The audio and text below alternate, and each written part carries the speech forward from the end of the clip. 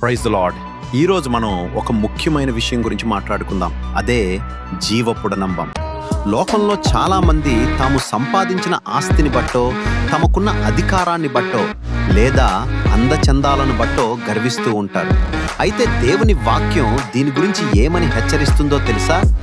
సామెతలు 16వ అధ్యాయము 18లో వ్రాయబడినట్లు, నాశనమునకు ముందు గర్వము నడచును, పడిపోవుటకు ముందు అహంకారమైన మనస్సు నడచును. అంటే మన పతనానికి పునాది ఈ గర్వమే. రాజైన ఉజ్జియా ఉదాహరణ 2 దినవృత్తాంతములు 26వ అధ్యాయము 16 నుంచి 19 వరకు వచనాలు. రాజైన ఉజ్జియా జీవితం మనకు ఒక పెద్ద పాఠం. 2 దినవృత్తాంతములు 26:16 ప్రకారం ఉజ్జియా రాజ్యము స్థిరపడి అతను శక్తిమంతుడైన తర్వాత అతని మనస్సు గర్వించింది. ఆ గర్వం అతన్ని ఎంతలా చెరగొట్టిందంటే, యాజకులు మాత్రమే చెయ్యవలసిన ధూపము వేయుట అనే పనిని తాను చెయ్యాలని దేవుని మందిరంలోకి వెళ్ళాడు. యాజకులు అతన్ని వారించినా అతను రౌద్రుడై వారి మీద కోపపడ్డాడు. ఫలితంగా అతను నిలబడి ఉన్న చోటే అతని నొసట కుష్ఠరోగము పుట్టింది. దేవుడు ఇచ్చిన అధికారాన్ని దేవునికే విరోధంగా వాడితే వచ్చే పర్యవసానం ఇది. ఒక్కోసారి మనం గర్వంతో ఇతరులను తక్కువ చేసి మాట్లాడుతాం. కానీ యెషయా 37:23లో దేవుడు అడుగుతున్న ప్రశ్న వినండి. నీవు ఎవర్ని తిరస్కరించితివి? ఎవర్ని దూషించితివి? నీవు గర్వించి ఎవరిని భయపెట్టితివి? ఇశ్రాయేలీయుల పరిశుద్ధ దేవునినే గదా? మనం చేసే ప్రతి గర్వపు పని, మాట్లాడే ప్రతి అహంకారపు మాట నేరుగా దేవునికే విరోధమైనవి.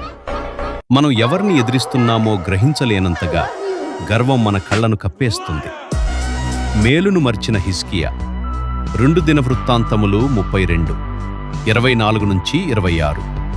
హిజ్కియా రాజు జీవితంలో మరొక కోణాన్ని చూద్దాం. అతనికి మరణకరమైన వ్యాధి వచ్చినప్పుడు దేవుడతన్ని స్వస్థపరిచి గొప్ప సూచన ఇచ్చాడు. అయితే 2 దినవృత్తాంతములు 32:25 చెబుతోంది, హిజ్కియా మనస్సున గర్వించి తనకు చేయబడిన మేలుకు తగినట్లు ప్రవర్తింపనందున దేవుని కోపం అతని మీదకు వచ్చింది. అయితే ఇక్కడ ఒక మంచి విషయం ఉంది. హిజ్కియా తన తప్పు తెలుసుకుని తన హృదయ గర్వాన్ని విడిచిపెట్టి తన్ను తాను తగ్గించుకున్నాడు. అప్పుడు దేవుని కోపం తొలగిపోయింది. మనలో కూడా గర్వం ఉండవచ్చు, కానీ తగ్గించుకుంటే దేవుడు క్షమిస్తాడు. ప్రియ సహోదరీ సహోదరులారా, సామెతలు 29:23 ప్రకారం, ఎవని గర్వము వానిని తగ్గించును, వినయమనస్కుడు ఘనతనొందును. మనకున్న ధనము, జ్ఞానము, అందము అన్నీ దేవుడిచ్చినవే. అవి చూసుకుని అతిశయపడటం అంటే దేవుని కంటే మనల్ని మనం గొప్పగా చూసుకోవడమే. కాబట్టి ఈరోజు మనల్ని మనం పరీక్షించుకుందాం.